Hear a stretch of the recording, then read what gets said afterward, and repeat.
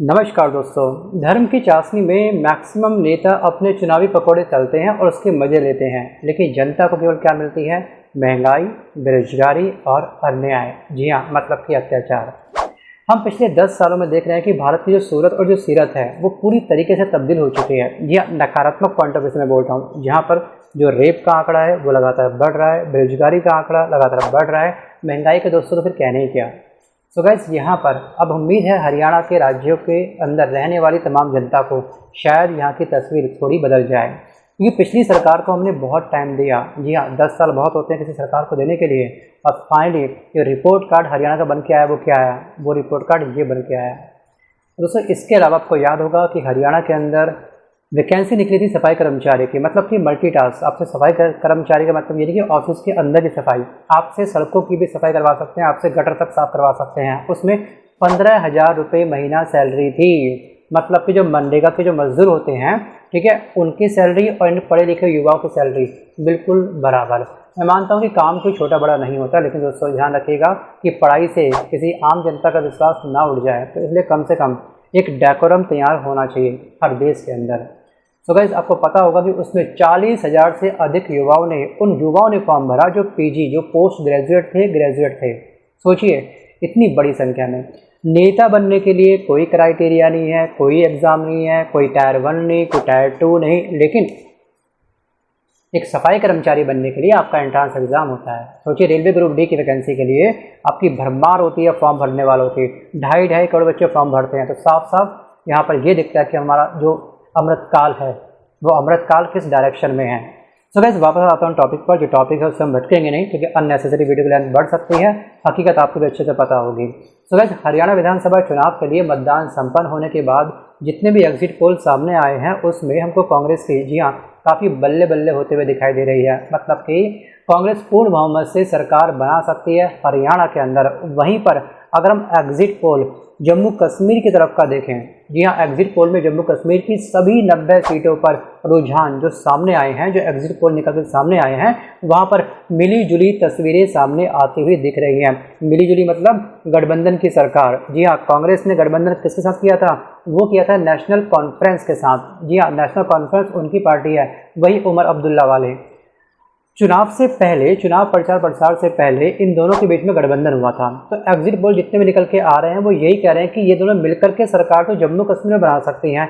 लेकिन दूसरी तरफ बीजेपी की भी काफ़ी अधिक टक्कर है, क्योंकि यहाँ से हट चुका है 370। आपको याद होगा कि 370 यहाँ से जो हटाया गया है उसमें सबसे बड़ा योगदान है बीजेपी का। तो इस पॉइंट ऑफ व्यू से यहाँ पर इंडिविजुअल बीजेपी की भी सरकार बन सकती है। बट दोस्तों, दूध का दूध पानी का पानी होगा कल 8 अक्टूबर को। फिर कभी कभी एग्जिट पोल भी फेल होते हैं ना। आपने देखा होगा, लोकसभा चुनाव जो हुए थे, सबने बोला एग्जिट पोल ने अब की बार 400 पार। सबने अपने एग्जिट पोल में ये दिखाया था कि बीजेपी 400 पार करने वाली है, और क्या हुआ? धड़ाम। उससे पहले भी इतिहास के पन्नों पर हम थोड़ा सा पीछे टटोलेंगे तो हम पाएंगे दिल्ली विधानसभा चुनाव जो हुए थे 2013 में पहली बार इसने चुनाव लड़ा और 70 में से 67 सीटें लाई थी। सोचिए, एग्जिट पोल तब भी बुरी तरीके से फेल हुए थे। इसका अर्थ क्या निकलता है? इसका अर्थ यही निकलता है कि बीजेपी कई कार्यकर्ताओं ने भी कहीं ना कहीं ईवीएम मशीन में जाकर के जो बटन दबाया वो दबाया आम आदमी पार्टी का। इसका अर्थ यही है, क्योंकि प्रतिशत मात्रा काफ़ी अधिक है। 70 में से 67 सीटें, मतलब क्या है? Think about it. So guys, यहाँ पे हमको ध्यान रखना कि हरियाणा के अंदर जो ये वोट हुए थे, इसमें नेता जो खड़े हुए थे उसकी संख्या थी 1031 उम्मीदवार हरियाणा में खड़े हुए, राइट। और सिंगल फेज में यहाँ पर चुनाव हुआ, एक ही दिन चुनाव हुआ, एक ही दिन शाम तक वो चुनाव समाप्त हुआ। लेकिन जम्मू कश्मीर में 3 फेज में चुनाव हुआ था ये। जी हाँ, 3 अलग दिनों में यहाँ पर मतदान कराए गए थे। और कल 1031 उम्मीदवारों की किस्मत का फैसला होगा। कल 8 अक्टूबर को होगा मिल्क का मिल्क और वाटर का वाटर। सो गाइस, हम सभी जानते हैं कि एक लाइन काफ़ी फेमस है कि बड़े लम्हों का क्यों करे वेट, छोटे लम्हे भी होते हैं ग्रेट। और इस पर खरा उतर रहे हैं राहुल गांधी कहीं ना कहीं। उनकी मंशा ये नहीं कि मुझे सीधे पीएम बनना है। जी हाँ, इनकी केवल मंशा ये है, इनका प्रयास केवल ये है कि हमको सभी राज्यों के अंदर अपनी पार्टी की स्थापना करनी है। हमने जैसा भी कुछ समय पहले देखा कि दोनों ही राज्यों में, मतलब कि हरियाणा के अंदर भी और जम्मू कश्मीर के अंदर भी कांग्रेस सबसे बड़ी पार्टी बनकर के उभर रही है। राहुल गांधी जिस तरीके से जम्मू कश्मीर और हरियाणा में लगातार चुनावी जनसभाओं को संबोधित कर रहे थे, लगातार रैलियां कर रहे थे, लगातार लोगों से मिल रहे थे, उसका नतीजा भी अब हमारे सामने हमको साफ साफ दिख रहा है। नतीजा हमारे सामने है एग्जिट पोल के माध्यम से। और अगर आप यूट्यूब पर जितने भी लोगों की प्रतिक्रिया सुनोगे, लोगों के जितने भी इंटरव्यू आप देखोगे, तो उसमें सभी लोग कांग्रेस का फेवर कर रहे हैं। लेकिन वहीं पर अगर हम बात करें सत्ताधारी सरकार मतलब कि बीजेपी ने केवल क्या करा है, बीजेपी ने केवल धर्म की चाशनी में अपने पकौड़े को तलने का प्रयास किया है। ध्यान रखिएगा, पिछले 10 सालों में हमारे भारत देश के अंदर इतनी नफरत भर दी गई है। जी हाँ, लोग जॉम्बी बन चुके हैं। नज़र हम जहाँ पर भी घुमाते हैं हमको एक जॉम्बी मिल जाता है जो हमारी खून का प्यासा है। इसका सबसे बड़ा एग्जाम्पल हमने देखा था कुछ समय पहले आर्यन मिश्रा। जी हाँ, केवल हल्की सी उन व्यक्ति को टिप मिली थी जो गौ रक्षक खुद को बोलते हैं। जी हाँ, हम गौ की रक्षा करने वाले, एक हल्की सी उनको टिप मिली थी कि इस गाड़ी में 2 युवा हैं या फिर कोई युवा है, वो गौ का दोस्तों जो मांस होता है, जो मीट होता है, ठीक है, उसको लेकर के जा रहे हैं। ठीक है, जबकि वो 12वीं क्लास का बच्चा था। आप इस स्क्रीनशॉट को पॉज करके ध्यान से पढ़ लीजिएगा। वो केवल दोस्तों के साथ मार्केट गया था कुछ खाने के लिए, मोमोज, चिली पोटैटो, चाउमीन। अब क्या खाया ये नहीं पता मुझको, बस जैसे कि होती है हल्की से हम आउटिंग कर लेते हैं दोस्तों के साथ, यही वो कोई करने गया था। उसके बाद जो गौ रक्षक थे इसकी गाड़ी के पीछे अपनी गाड़ी उन्होंने 10 किलोमीटर लगातार भगाई और आर्यन मिश्रा को पता भी नहीं होगा कि उसमें हो क्या रहा है, क्योंकि वो तो बस चिल्लाने में उसके भाग भाग भाग करके वो सभी ही होंगे। तो उसके ऊपर पहली फायरिंग करी। जब पुलिस वाले ने पूछा कि फायरिंग क्यों करी, कह रहा गलती से गोली चल गई। और दूसरी गोली कैसे चली, वो आपका टारगेट था। सोचिए, आर्यन मिश्रा वहीं पर ऑन द स्पॉट वहीं उसकी डेथ हो जाती है। केवल बस अपने गाड़ी कौन सी कंपनी की और कौन से रंग किया, इसके बिहाफ पे आपने किसी व्यक्ति को मार दिया, छोटे बच्चे को मार दिया। तो यहाँ पे हम जॉम्बी बनते जा रहे हैं। जी हाँ, हम गौ की आड़ में कहीं ना कहीं एक बहुत बड़ी नफरत की दीवार खड़ी कर चुके हैं और इसको तोड़ना केवल हमारे हाथों में ही होगा, क्योंकि हमने ये दीवार खड़ी करी है, किसी ने हमारे हल्के से कान भरे नहीं। ध्यान रखिएगा, शरीर पर चढ़ने वाले जहर का तो इलाज हो सकता है, लेकिन कानों में जो जहर घुस जाता है ना, उसका इलाज बहुत ही मुश्किल से हो पाता है। और उसका इलाज जो करता है वो इंसान खुद करता है। हम खुद अपने डॉक्टर हैं। आता हूँ वापस टॉपिक की तरफ। अब बात करते हैं दोस्तों कि न्यूज़ मीडिया ने या फिर प्रिंट मीडिया ने किस पार्टी को कितनी सीटें दी हैं अपने अपने एग्जिट पोल के अंदर। शुरुआत करते हैं जम्मू कश्मीर से। सो गाइस, जम्मू कश्मीर में 3 अलग अलग फेजेस में ये चुनाव हुए थे, 3 चरणों में चुनाव संपन्न हुए थे 90 सीटों पर। और जो इंडिया टुडे सी वोटर है, इसने भाजपा को दी है 27 से 32 के बीच में। इतनी सीटें इनको मिल सकती है, ये अनुमान है इंडिया टुडे सी वोटर का। और कांग्रेस को इन्होंने दी है 40 से 48 तक के बीच में इनकी सीटें आ सकती हैं। पीडीपी को 6 से 8 और अन्य को 6 से 11। वहीं अगर हम बात करें रिपब्लिक मैट्रिक्स का, ठीक है, रिपब्लिक मैट्रिक्स ने जो भाजपा को सीटें दी हैं वो दी हैं 28 से 30 और कांग्रेस को दी है 31 से 36 तक के बीच में। और पीडीपी को इन्होंने दी है 5 से 7 और अन्य को मिलती है 8 से 16 सीटें। अगर टाइम्स नाउ के बारे में अगर हम बात करें तो यहाँ पर टाइम्स नाउ के द्वारा जो एग्जिट पोल जारी हुआ है, पब्लिश हुआ है, उसमें भाजपा को मिलती है 28 से 30, मतलब कि रिपब्लिक मैट्रिक्स का और ये टाइम्स नाउ का बिल्कुल सेम आंकड़ा है बीजेपी को लेकर के। और कांग्रेस को इसने दिए 46 और पीडीपी को दिए इसने 9 और अन्य को दिए 7 सीटें। मतलब कि जो टाइम्स नाउ ने बिल्कुल कट टू कट बोल रखा है, इसने रेंज नहीं दी है। अब हम बात करते हैं दैनिक भास्कर। जी हाँ, बहुत फेथफुली ये न्यूज़ मीडिया है और इसके एग्जिट पोल काफ़ी हद तक सही भी रहते हैं।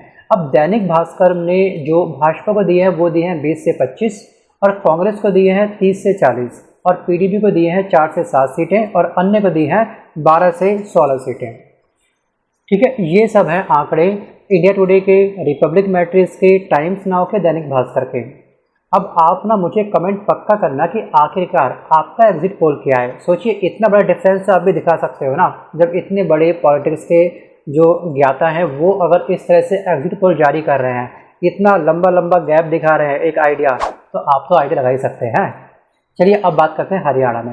हरियाणा में हमको मालूम है कि 5 अक्टूबर को चुनाव हुए थे विधानसभा के 90 सीटों पर।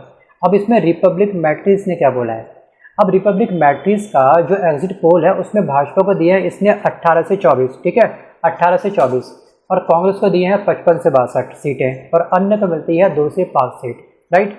उसके बाद जो इंडिया टुडे जो सी वोटर है उसने जो अपने एग्जिट पोल जारी किए थे उसमें भाजपा को इन्होंने दिया है 20 से 18 सीटें, कांग्रेस को दी है 50 से 58 और अन्य को दी है 10 से 11 सीटें। टाइम्स नाउ के बारे में अगर हम बात करें तो इसके जो एग्जिट पोल कहते हैं वो कहते हैं भाजपा को मिलने वाले हैं कल 22 से 32 तक के बीच में सीटें, क्योंकि कल होगा ना 8 अक्टूबर को गिनती मतों की।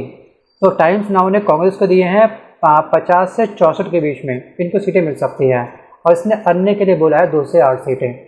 दैनिक भास्कर ने भाजपा को जो अनुमान लगाया भाजपा को लेकर के, तो इन्होंने लगा रखा है 19 से 29 तक के बीच में। 10 का गैप आ गया यहाँ पर, जो टाइम्स नाउ में 10 का गैप था। और दैनिक भास्कर ने जो कांग्रेस को सीटें दी हैं अपने एग्जिट पोल में, वो दिया 44 से लेकर 54 तक के बीच में, और अन्य को मिलती हैं 4 से 9। तो गाइस ये था इनका एग्जिट पोल। और एग्जिट पोल सच में सच होगा या फिर किस एजेंसी का एग्जिट पोल काफ़ी सटीक होगा, ये तो हमको चलेगा पता कल। बस कल का हमको करना है बेसब्री से इंतज़ार। जी हाँ, नेताओं को या फिर जो पार्टी होती है उनको भी काफ़ी बेसब्री से कल का इंतज़ार तो होगा ही। और इंतज़ार दोस्तों, इंतज़ार करवाने के बाद ही आता है, वो भी एक लंबा इंतज़ार करवाने के बाद आता है। लेकिन इस इंतज़ार के साथ में हर एक पार्टी के लेकर के एक सबसे बड़ा चैलेंज ये बनता है कि आखिरकार हम अपने पार्टी में से किस व्यक्ति को सीएम बनाएं। और कांग्रेस के साथ भी यही घड़ी इस समय चल रही होगी। दोस्तों, पूर्व सीएम भूपेंद्र सिंह हुड्डा, कुमारी सैलजा और रणदीप सिंह सुरजेवाला अपने अपने तरीके से दावा सामने रखते हुए दिख रहे हैं कांग्रेस पार्टी के आला कमान नेताओं के सामने कि भैया मैं सीएम बन सकता हूँ, मैं सीएम बन सकता हूँ। और किसी ने आकांक्षाओं की अपनी बात कही होगी, तो किसी ने सीएम पद को लेकर के अपनी जो वरिष्ठता है उसकी दलील दी होगी कि मैं काफ़ी सीनियर हूँ इस पार्टी का, तो मुझको सीएम बनना चाहिए। लेकिन कुमारी सैलजा ने चुनाव से पहले एक खेला कर दिया था। मतलब कि इन्होंने एक इंटरव्यू दिया था, आपको याद होगा बखूबी, शायद आपको अगर आपने सुना भी वो वाला इंटरव्यू, तो वो इंटरव्यू ने दिया था ललन टॉप पर। जी हाँ, सौरभ द्विवेदी ने एक क्वेश्चन आंसर रेस किया था, उसके रिप्लाई में इनका जो रिप्लाई था उसके द्वारा कहीं ना कहीं जनता के बीच में एक गलत मैसेज चला गया, और जो कांग्रेस के खुद के कार्यकर्ता हैं उनका मनोबल थोड़ा बहुत ब्रेक हुआ। और कल जो चुनाव का रिजल्ट आएगा, कांग्रेस को जो भी सीटें मिलेगी उसमें अगर 2-3 सीटें, जी हाँ, जो कम पड़ेंगी, या फिर आप उसमें 2-3 सीटों का मार्जिन लेके चलिएगा कि इनको इतनी सीटें मिल सकती थी, उसमें +3 कर लीजिएगा, ये जो कमी आई है तो इसके जिम्मेवार करेंगे कुमारी सैलजा हैं। आप उस इंटरव्यू को जा करके ललन टॉप पे आप देख लीजिएगा, उससे संबंधित मैंने अपने लास्ट वीडियो पर की बात वो थी क्या, वो मैंने कवर की थी, राइट। अब दोस्तों यहाँ पर सीएम कौन बनेगा, और इसको लेकर के कभी कभी पार्टी क्या होती है, टूट जाती है, बिखर जाती हैं। आपको याद होगा जिस तरह से हरियाणा में कांग्रेस की सत्ता आने की संभावना हमको दिख रही है, सभी नेता दावा कर रहे हैं कि मैं सीएम, मैं सीएम, मैं सीएम, मैं सीएम, इसकी माला जाप कर रहे हैं। और वहीं पर आपको याद होगा 2018 में, 2018 में राजस्थान में, छत्तीसगढ़ में और मध्य प्रदेश में, है ना, सीएम पद को लेकर के बड़े बड़े नेताओं के बीच में आपसी होड़ आपको बखूबी याद होगी। दरअसल मध्य प्रदेश में कमलनाथ और ज्योतिरादित्य सिंधिया, राजस्थान में वो थे आपके अशोक गहलोत और सचिन पायलट, और छत्तीसगढ़ में आपके थे भूपेश बघेल और क्या नाम था उनका, टीएस सिंहदेव थे, ठीक है, टीएस सिंहदेव। इन सब के बीच में खींचातानी स्टार्ट हो गई थी कि मैं सीएम बनूंगा, मैं सीएम बनूंगा। और मध्य प्रदेश की सरकार 15 महीनों में धराशायी, टूट करके चकनाचूर हो गई थी, मतलब कि सरकार गिर गई थी, ये नौबत वहाँ पे आ चुकी थी। और राजस्थान में सरकार जाते जाते बची थी, और इन दोनों राज्यों में 5 साल तक लगातार खींचातानी हमको चलती हुई दिखाई दी थी। मतलब कि जनता का भला बाद में, पहले अपना भला सोचो कि सीएम कौन बनेगा। सोचिए, मैनिफेस्टो जारी करना काफ़ी आसान है, चाहे वो कांग्रेस का हो या फिर वो बीजेपी का क्यों ना हो, लेकिन उस आपका जो ये मैनिफेस्टो है, ये मैनिफेस्टो ज़मीनी स्तर पर कितना उतरा है खरा, उसकी देख रेख कौन करेगा, उसकी जांच कौन करेगा, उसके लिए कौन सी कमेटी बनाई गई। मैं मानता हूँ दोस्तों क्योंकि काफ़ी पैसा है राज्य के पास, राज्य की सरकारों के पास काफ़ी पैसा है, वो चाहे तो अपना सिंगल एक पोर्टल बनाएं, उस पर जनता खुद अपना लॉगिन करे आधार कार्ड के थ्रू, और बिल्कुल कॉन्फिडेंशियली, ठीक है, किस राज्य का क्या स्तर चल रहा है, ठीक है, राज्य के अंदर जो जिला है उसका विधायक क्या काम कर रहा है, A to Z वो बिल्कुल कॉन्फिडेंशियली केंद्र सरकार के पास जाता रहे लगातार, ठीक है दोस्तों। लेकिन जब करप्शन से ऊपर तक पहुंचा होगा तो क्या मैसेज आएगा, ठीक है, कहता भी दीवाना है, सुनता भी दीवाना है, तो ऐसा भी हो सकता है, क्या पता।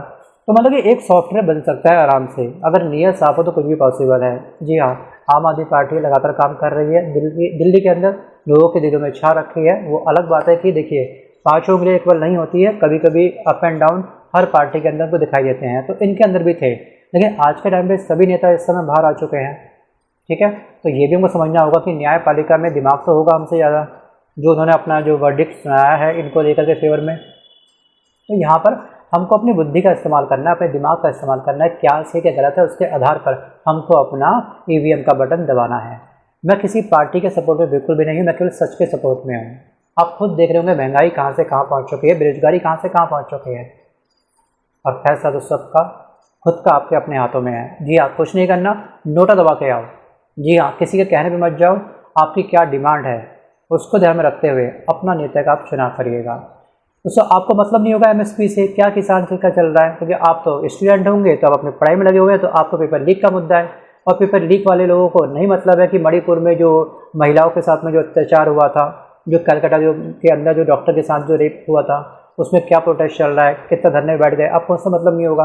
लेकिन कहीं ना कहीं इंसान के अंदर होती है इंसानियत, और इंसानियत हर पहलू को ध्यान में रखते हुए अपने कदम उठाती है कि मेरे इस कदम से सबका विकास होगा या फिर केवल बस मेरा विकास होगा। बस केवल आपको सेल्फिश नहीं बनना, आपको बनना एक सही इंसान।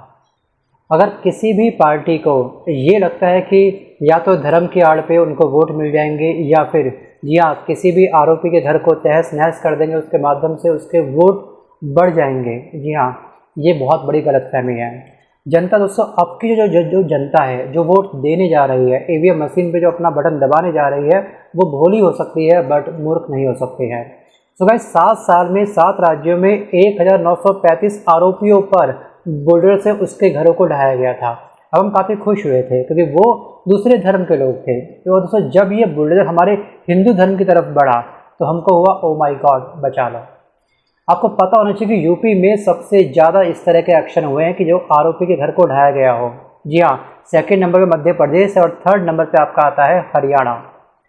सो गाइस, यहाँ पर ये नहीं कि वो आरोपी का घर होगा कि आरोपी घर को तोड़ दिया। ध्यान रखिएगा, मकान को तोड़ो चल जाएगा, लेकिन घरों में लोगों की फीलिंग बसी होती है, उसका एक परिवार होगा। और ध्यान रखिएगा, क्या पता वो घर उसकी मेहनत का पैसा ना हो उस घर के अंदर, क्या पता कि पुश्तैनी कोई चलता आ रहा हो।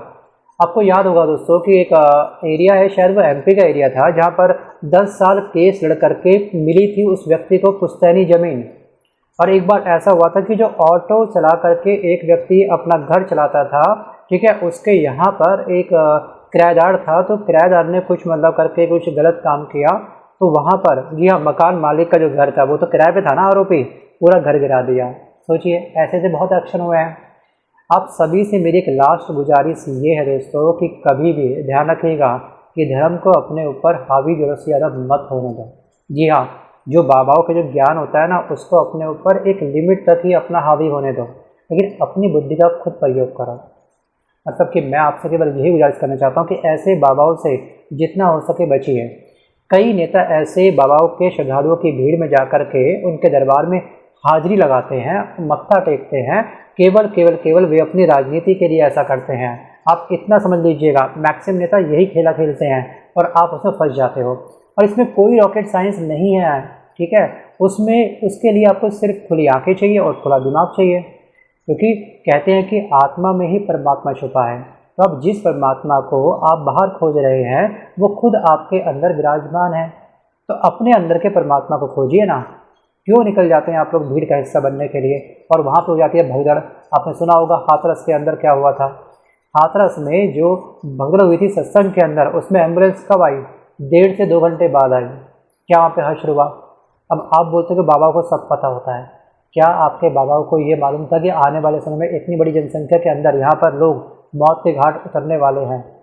अगर मालूम था और आपको उन्होंने नहीं बताया तो यहाँ पर भी सबसे बड़ा क्वेश्चन मार्क खड़ा होता है। बस अंत में यही बोलूँगा दोस्तों कि जाए तो जाए कहाँ, करे तो करे क्या। हम सभी आम जनता करे तो करे क्या। हवाई जहाज़ के सफ़र को जाए तो उसकी छत गिर जाती है, रेल यात्रा करे तो ट्रेन आपस में धड़ाम भिड़ जाती है, मन अगर सत्संग कीर्तन में लगाए तो वहाँ पर हाथरस जैसा या फिर अन्य जैसे मतलब केस हो जाते हैं। अगर यहाँ पर सब कुछ छोड़ छाड़ करके अगर हम मन अपना ठीक है पढ़ाई में लगाएं तो वहाँ पर पेपर लीक हो जाते हैं। आप बताओ हम करें तो करें क्या, जाए तो जाए कहाँ। सो गाइस, आज के इस वीडियो में बस इतना है, ठीक है। अपनी राय आप मुझे कमेंट करके पक्का बताओ कि वास्तविक रूप से क्या आप अमृतकाल को एंजॉय कर रहे हैं, क्या हम सच में अब विश्व गुरु बन चुके हैं। और यहाँ पर अटल बिहारी वाजपेयी जी ने एक बहुत ही प्यारी लाइन बोली थी, हमने चांद पर तो कदम रख लिया लेकिन धरती पर हम चलना अब तक भी नहीं सीख पाए। Think about it. धन्यवाद।